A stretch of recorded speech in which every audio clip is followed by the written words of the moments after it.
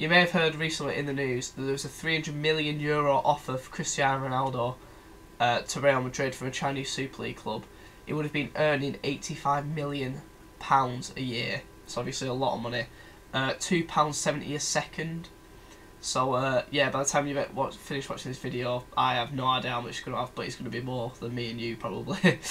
So as we know, Cristiano Ronaldo has rejected that offer, but a lot of other players from different kind of leagues have accepted that offer and gone for the money. I personally disagree with it, but I think Ben agrees with it. So we will express our feelings in the upcoming part of the video.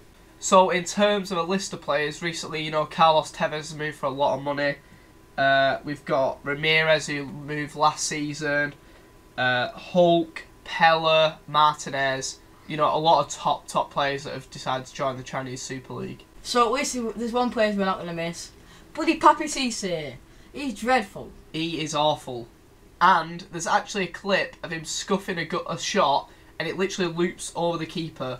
And I guarantee that's probably his only goal of the season. That guy's horrendous. And that just proves how bad the keepers are in the Chinese league. True. And very recently, Oscar from Chelsea decided to move to the Chinese Super League. Antonio Conte expressed his disbelief at the player moving.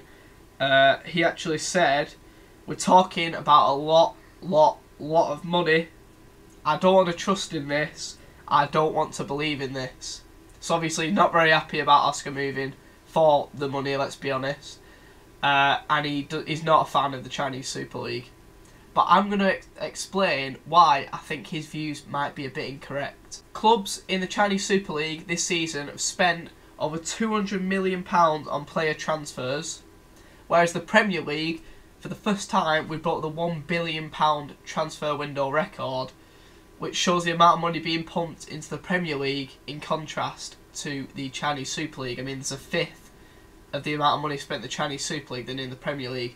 So they're not necessarily throwing a lot of money at it. So the average attendance on the Chinese Super League is 22,000 and the highest attendance is 52,000.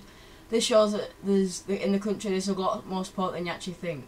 Also, something that might shock you a little bit, along with the attendances, obviously quite high attendances, not a lot of people thought that, is that each team is actually restricted to only having 4 foreign players in their team, and 1 from an Asian country.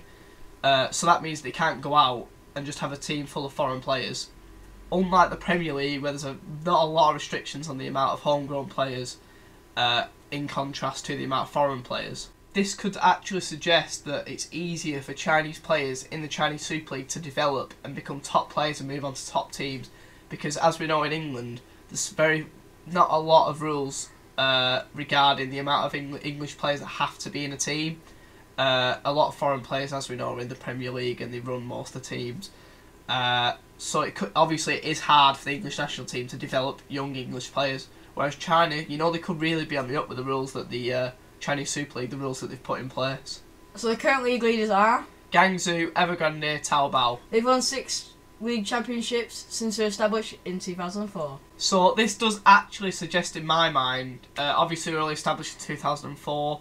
The league only actually became a professional league very recently, but this does suggest that it's not the team that's spending all the money that are winning the league, because they haven't spent the most money, but they've won the most leagues in the whole time the Chinese Super League has become professional.